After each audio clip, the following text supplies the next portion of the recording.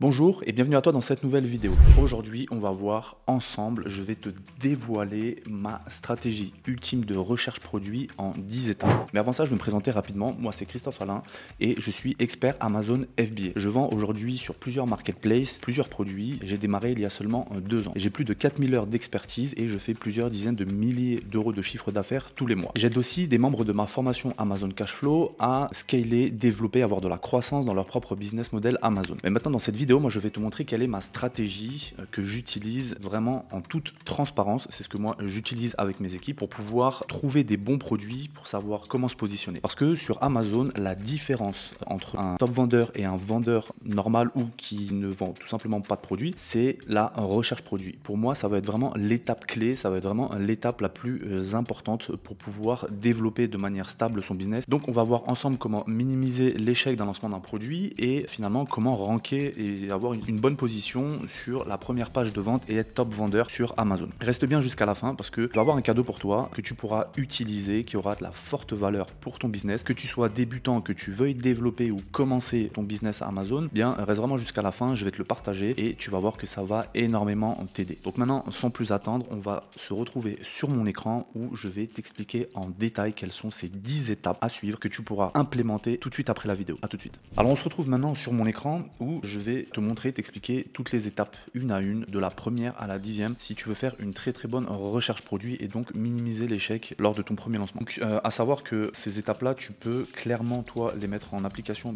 dès la fin de la vidéo. Si tu as un business Amazon qui tourne déjà, eh bien tu peux tester cette méthode. Elle est déjà éprouvée, c'est ce que moi j'utilise personnellement, c'est ce que j'enseigne aussi aux membres de ma formation Amazon Cashflow et ça fonctionne très bien parce qu'on arrive du coup à positionner, à faire de très beaux lancements de produits. Maintenant, cette stratégie-là, faut la faire de manière rigoureuse. Ok, pas une solution magique. Aujourd'hui, il existe des centaines de manières possibles de rechercher un produit. Mais là, en tout cas, ce que je vais vous montrer, eh bien, vous pouvez le mettre en application tout de suite après. C'est aussi valable pour un débutant, pour une personne qui veut se lancer sur Amazon, comme une personne qui est déjà expérimentée et qui fait déjà de la recherche produit. Donc, voici ma stratégie ultime de recherche produit en 10 étapes. Déjà, on retourne un peu à la base. Quand on recherche un produit, il faut absolument pas se baser sur ses émotions, sur son feeling, mais il faut se baser sur de la data et de l'analyse. Ok, donc quand on se dit ok, j'ai peut-être un produit en tête, je sais qu'il va cartonner parce que autour de moi tout le monde l'apprécie. Non, ça fonctionne pas comme ça malheureusement, et là c'est le meilleur moyen de pas faire de vente tout simplement. Donc il faut vraiment partir sur une analyse du marché et donc de manière raisonnée. Ok, il y a des outils d'analyse qui existent, donc Helium 10 et Jungle Scout. Alors moi j'utilise plutôt Helium 10, quoique j'ai beaucoup pendant un moment utilisé Jungle Scout, mais je trouve Helium 10 beaucoup plus performant et efficace, en tout cas pour moi et mon contexte. D'ailleurs n'hésitez pas, si vous êtes débutant sur Amazon et que vous voulez du coup prendre cet outil, j'ai des discounts, donc j'ai des promotions, les liens sont dans la description, donc n'hésitez pas si vous voulez payer moins cher l'abonnement. Ces outils d'analyse vont nous permettre quoi? Eh bien de tout simplement avoir une méthodologie de recherche, avoir un process. Ok, c'est vraiment très important parce que on fait pas de la recherche produit n'importe comment, il faut vraiment que ce soit cadré, on va dire. Ok, il faut vraiment qu'on sache où est-ce qu'on va. Donc il faut qu'on puisse pouvoir maîtriser sa recherche au travers de différents filtres qu'on va appliquer, au travers d'une certaine logique qu'on va mettre en place. On part pas dans tous les sens, on part pas n'importe comment parce que peut y avoir certains red flags, certains indicateurs qui nous montrent que ce produit n'est peut-être pas rentable sur le marché et forcément si on n'a pas une logique de recherche et une bonne méthodologie, eh bien malheureusement on les verra pas et donc on va augmenter nos chances d'échec de ce produit. On va maîtriser sa recherche au travers de données, au travers de data qu'on va pouvoir récupérer directement dans les bases d'Amazon via les outils Helium 10, Jungle Scout. Il existe aussi d'autres outils, mais je les trouve assez performants, en tout cas ils sont largement suffisants aujourd'hui pour pouvoir récolter les données qu'on veut. Et donc finalement le but de tout ça, eh bien ça va être de minimiser le risque d'échec parce que quand on fait un lancement sur un premier produit, même si on a fait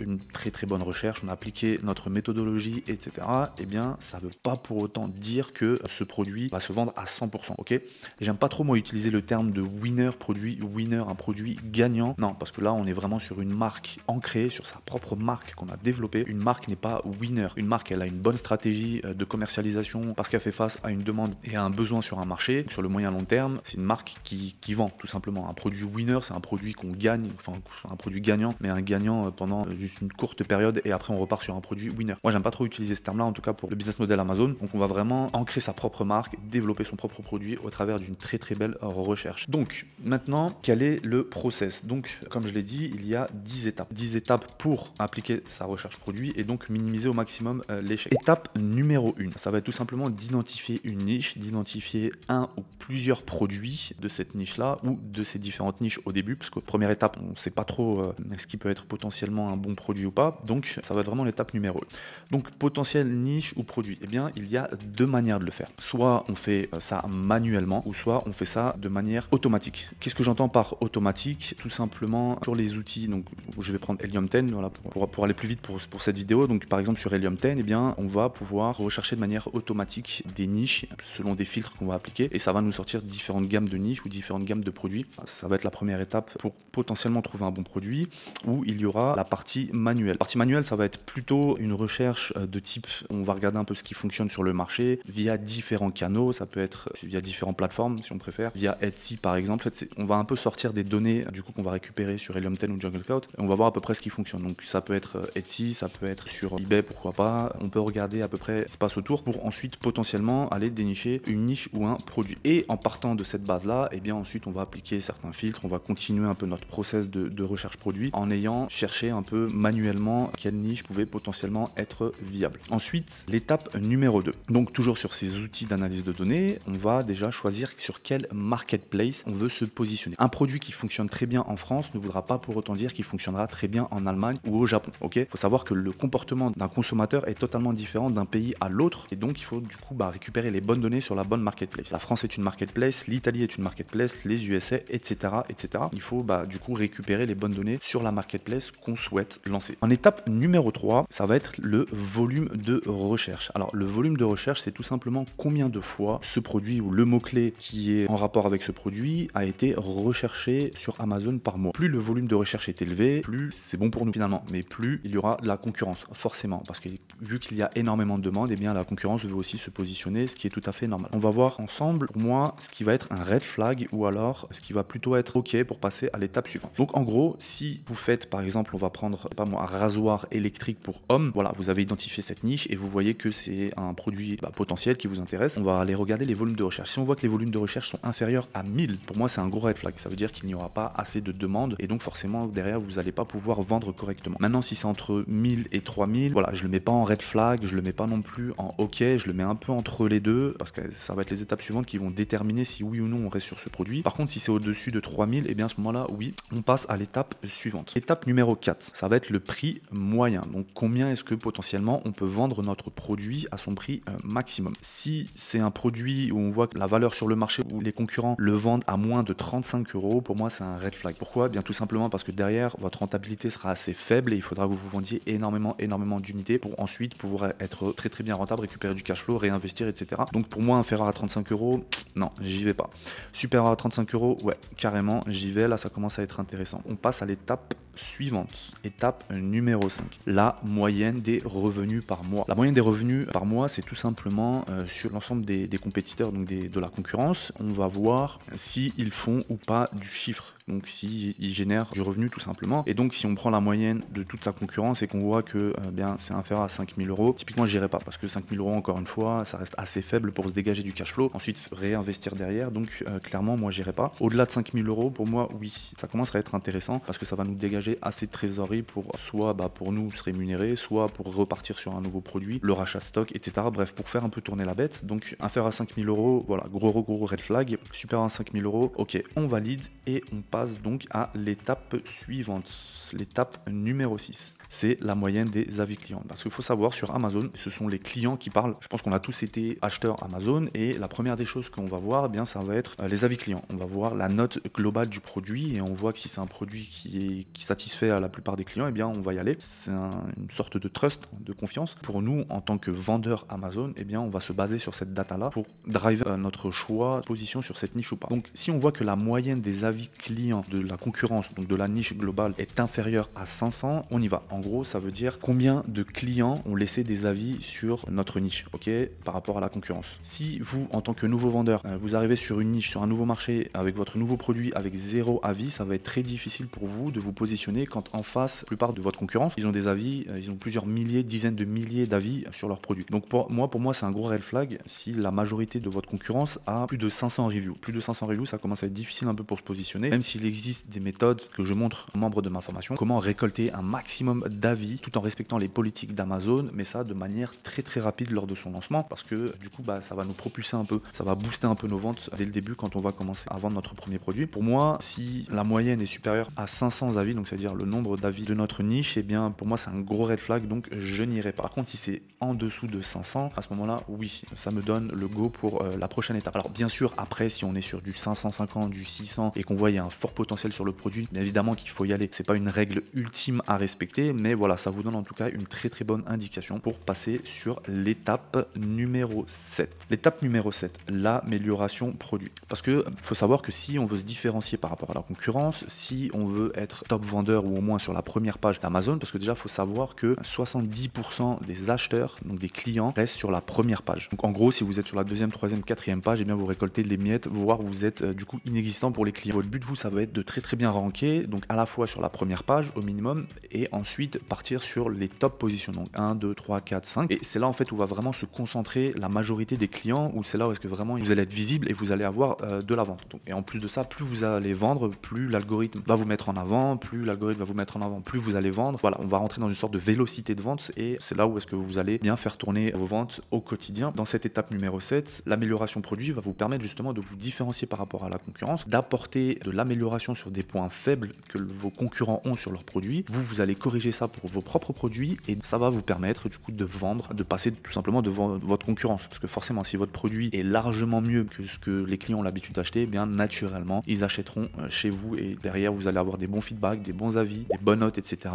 Et du coup, ça va vous booster dans vos ventes. Et donc, au niveau de l'amélioration produit, eh bien ça peut être tout simplement, je sais pas moi, si vous prenez, restez sur rasoir électrique pour hommes, et que vous voyez que la plupart des avis négatifs donc de vos concurrents, c'est, je sais pas, la batterie elle est faible, elle ne tient pas, ou elle ne rase pas très bien parce qu'il n'y a pas le sabot 0,1, enfin, j'en sais rien, peu importe. Ben vous pouvez apporter ces améliorations là sur vos propres produits et ensuite le mettre sur le marché. Donc ça peut être un axe d'amélioration. Des axes d'amélioration, il peut en exister beaucoup plus. Ok. Vous pouvez aussi améliorer votre produit tout simplement en ajoutant un accessoire supplémentaire qui va juste augmenter la valeur de votre produit, la valeur perçue, mais aussi son fonctionnement. Ça peut être, donc on appelle ça un bundle, ça peut être voilà un produit de base que vous vendez, vous rajoutez de l'accessoire supplémentaire en plus, et donc du coup votre produit va être largement plus intéressant par rapport à votre concurrence sur le marché. Ça peut être aussi un axe d'amélioration de votre produit. Vous allez devoir donc dans cette étape identifier des produits au niveau de votre concurrence, vous allez trouver des axes d'amélioration possibles. Donc si vous en avez identifié, eh bien à ce moment-là, on passe sur la prochaine étape. Maintenant, s'il n'y en a pas, les produits ont un très très bon fonctionnement et que la plupart des clients l'achètent chez vos concurrents avec de très bonnes notes, pour moi ouais, ça va être un red flag, et du coup on passera pas à l'étape numéro 8.